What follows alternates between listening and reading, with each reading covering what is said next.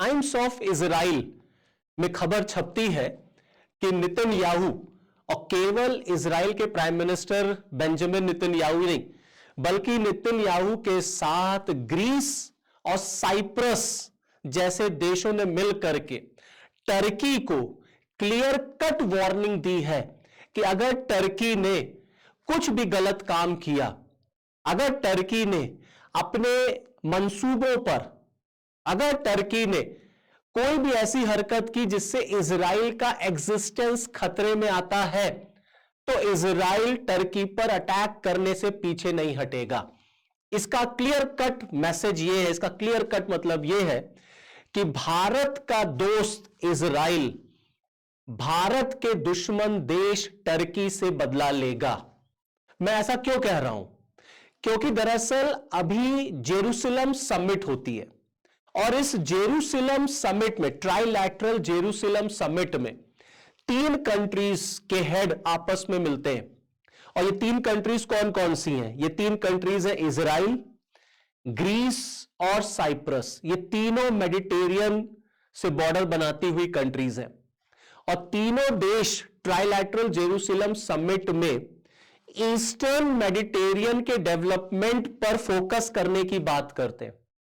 तीनों देश इस बात को एग्री करते हैं कि that they are going to boost cooperation in Eastern Mediterranean. और साथ ही साथ में यह भी कहा बेंजामिन नेतन्याहू ने कि हम तीनों देश मिल करके आपस के डिफेंस कोऑपरेशन को मजबूत करेंगे और उस देश को मुंहतोड़ जवाब देंगे, उस देश से हम निपट लेंगे जो फिर से इस बात की मंशा रखता है जस्ट टू रिक्रिएट एम्पायर। यहां पर देखिए, जिस बात को बेंजामिन नेतन्याहू कह रहे हैं उस बात पर गौर करने वाली बात है और भारत के लिए भी इस बात से मैसेज आया है। कहीं ना कहीं हमारे को भी समर्थन, भारत को भी कोऑपरेशन यहां पर बेंजामिन नेतन्याहू ने दिया है। कैसे दिया है? दरअसल आप देखें तो बेंजामिन नेतन्याहू ने जो स्टेटमेंट कोट किया है वो क्लियर कट मैसेज है टर्की को।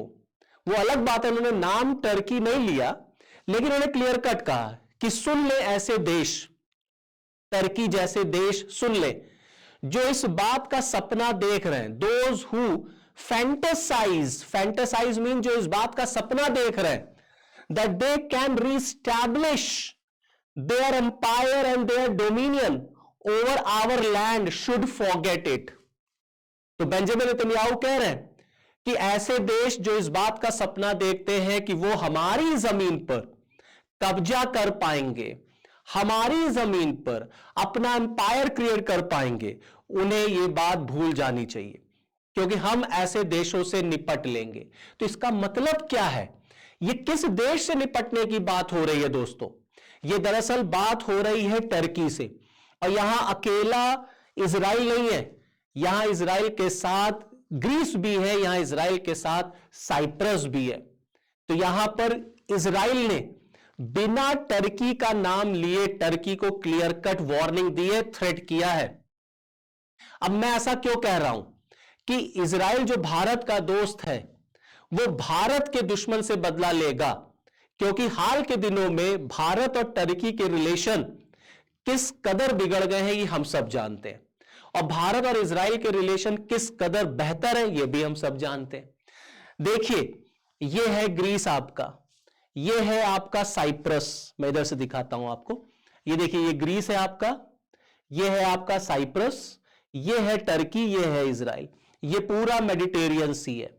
ओके, इस मेडिटेरियन सी के डेवलपमेंट के लिए इजराइल, साइप्रस और ग्रीस, ये तीनों लोग ट्राइलैटरल जेरूसलम समिट में मिलते हैं जहां पर इस बात का निर्णय, इस बात का डिसीजन लिया जाता है। दरअसल ये तीनों देशों का एक दुश्मन है, वो है टर्की। टर्की का रिलेशन ग्रीस के साथ भी ठीक नहीं है, साइप्रस के साथ तो बिल्कुल ही नहीं ठीक है, क्योंकि 1974 तक Cyprus was under the control of Turkey और टर्की और इजराइल के रिलेशन भी इस समय हमास के मुद्दे पर, पैलेस्टीन के मुद्दे पर जबरदस्त खराब है। तो इजराइल साफ साफ ऐसे देशों को क्लियर कट मैसेज दे रहा है जो इजराइल के क्लेम को पैलेस्तीन पर इजराइल के क्लेम को एक्सेप्ट नहीं करते, रिजेक्ट करते। और उसमें टर्की एक बड़ा इंपॉर्टेंट प्लेयर है, क्योंकि टर्की पैलेस्तीन का सपोर्ट करता है, वो इजराइल का सपोर्ट नहीं करता, इजराइल का समर्थन नहीं करता। यहां पर आपको एक बात और समझनी है दोस्तों, जिसे आज हम टर्की कहते हैं, वो टर्की दरअसल पहले ऑटोमन एम्पायर था। भाई पहले कभी टर्की अपने आप को बड़ा एडवांस मुस्लिम कंट्री कहता था, और था भी। टर्की एक सेकुलर कंट्री हुआ करता था। ऑटोमन एम्पायर उसको कहते थे। फर्स्ट वर्ल्ड वॉर के बाद ये ऑटोमन एम्पायर ब्रेक कर गया, और ब्रेक होने के बाद ये आज का टर्की हो गया। ये देखिए, ये टर्की है आपका, ये ग्रीस है आपका, ये साइप्रस है आपका, ये पूरा मेडिटेरियन सी है। इस मेडिटेरियन सी में टर्की और ग्रीस के बीच में कॉन्फ्लिक्ट चलता है, टर्की और साइप्रस के बीच में कॉन्फ्लिक्ट चलता है, और इजराइल के साथ तो उसका कॉन्फ्लिक्ट इस समय पैलेस्टीन के मुद्दे पर चल ही रहा है। तो टर्की आज के टाइम में, दरअसल इस समय जो टर्की का जो पॉलिटिकल सिचुएशन है, वहां टर्की अपने आप को ना एक वही पुराना खलीफा ऑटोमन एम्पायर खलीफा के फॉर्म में स्टैब्लिश करना चाहता है। इसीलिए टर्की अर्दोगान जो है वो कभी, भाई आप देखिए, टर्की जो है वो कभी इजराइल का बड़ा अच्छा दोस्त हुआ करता था। They both were good of friends. Israel और टर्की के रिलेशंस बड़े अच्छे थे, स्मूथ थे। लेकिन जब 7 अक्टूबर 2023 को हमास ने इजराइल पर हमला किया, और इजराइल ने उसके बाद जिस तरीके से गाजा पर हमला किया, वहां से टर्की और इजराइल के रिलेशन बिगड़ गए, क्योंकि टर्की ने इजराइल को जिम्मेदार ठहराया फॉर जीनोसाइड इन गाजा, और टर्की ने खुल करके हमास का समर्थन करना शुरू किया, और इजराइल को उसने क्रिटिसाइज किया। दरअसल मैंने आपको बताया ना, टर्की कभी ऑटोमन एम्पायर खलीफा का शासन, भाई आज टर्की यही चाहता है कि वो मुस्लिम वर्ल्ड का लीडर बन जाए, और फिर से वो खलीफा एम्पायर जो है वो क्रिएट हो सके। तो वो सारे मुस्लिम कम्युनिटी, मुस्लिम ब्रदरहुड की जो फीलिंग है उसको प्रमोट करना चाहता है, और ऑटोमेटिकली अपने आप को वहां पर वो स्टैब्लिश करना चाहता है एज अ बॉस। इसीलिए इस समय टर्की जो है वो पाकिस्तान के साथ दोस्ती निभा रहा है। तो आप देखेंगे पाकिस्तान और टर्की के बीच में स्ट्रैटेजिक टाइज बहुत डेवलप किए जा रहे हैं, मजबूत किए जा रहे हैं। भाई क्यों मजबूत किए जा रहे हैं? क्योंकि ऑपरेशन सिंदूर में, जब भारत का ऑपरेशन सिंदूर चला अगेंस्ट पाकिस्तान, तो टर्की ने डिफेंस के फॉर्म में पाकिस्तान का सपोर्ट किया था। टर्की बिल्ड ड्रोन्स पाकिस्तान में यूज किए थे, और यह एविडेंस है कि टर्की ने ऑपरेशन सिंदूर के ऊपर भारत का सपोर्ट नहीं किया, उसने पाकिस्तान का सपोर्ट किया। और टर्की और पाकिस्तान के रिलेशन मुस्लिम ब्रदरहुड के नाम पर इस समय बहुत बढ़िया चल रहे हैं। तो क्यों अच्छे चल रहे हैं? क्योंकि सारे मुस्लिम वर्ल्ड में अगर आप देखेंगे तो only Pakistan has nuclear weapon, और सारे मुस्लिम वर्ल्ड में अगर आप देखेंगे तो सबसे ज्यादा मिलिट्री स्ट्रेंथ जो है वो पाकिस्तान की है। तो टर्की को लगता है कि अगर पाकिस्तान जो कि मिलिट्रीली पावरफुल है, वो टर्की के साथ अगर आ जाएगा, तो टर्की की बादशाहत, वो पुराने दिन फिर से टर्की के लौट के आएंगे।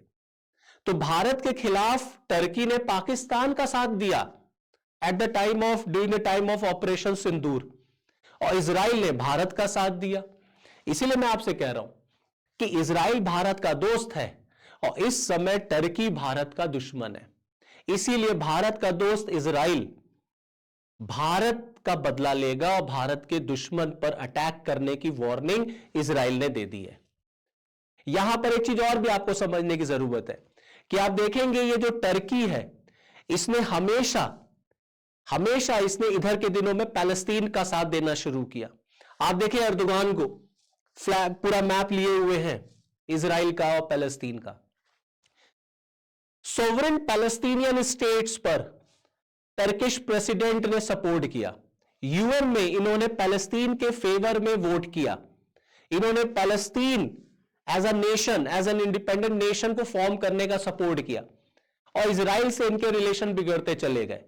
अब ये इजराइल के खिलाफ गाजा पीस प्लान जो आया था दोस्तों, उसमें टर्की बड़ा इंपॉर्टेंट रोल प्ले कर रहा है, और इजराइल को यह बिल्कुल पसंद नहीं है।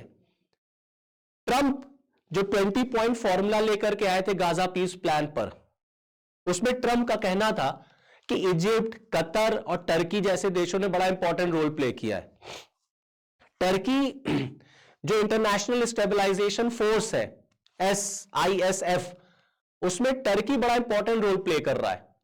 इजराइल को यह बात पसंद नहीं है, बेंजामिन नेतन्याहू को यह बात पसंद नहीं है, और Benjamin Netanyahu clear cut Turkey को यह थ्रेट कह लीजिए, वार्निंग कह लीजिए, दे रहे हैं कि अगर तुमने गाजा में आ करके इजराइल के अगेंस्ट कोई काम किया और इजराइल पर हमला करने की कोशिश की तो मैं छोड़ूंगा नहीं तुम्हें।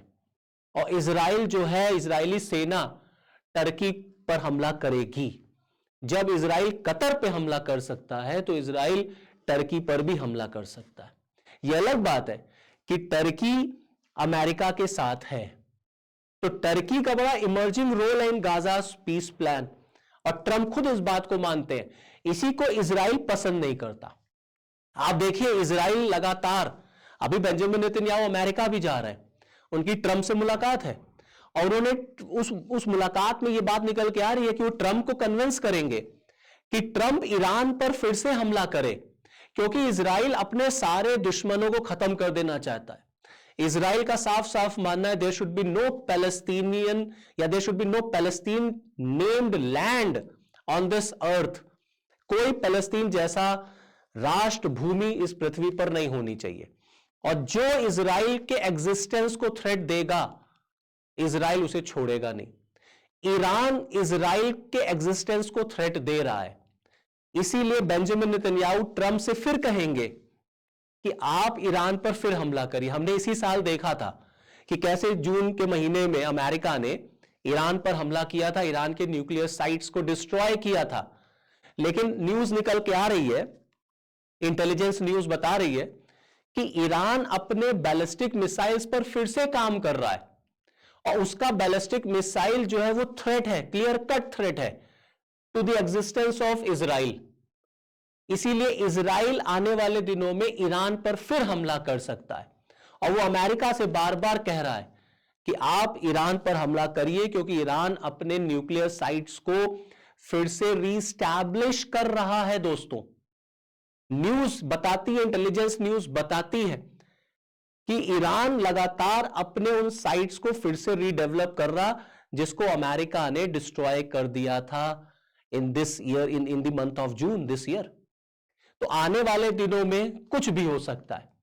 भारत के लिए इजराइल का सपोर्ट हमेशा है, और यह बहुत प्लस पॉइंट है।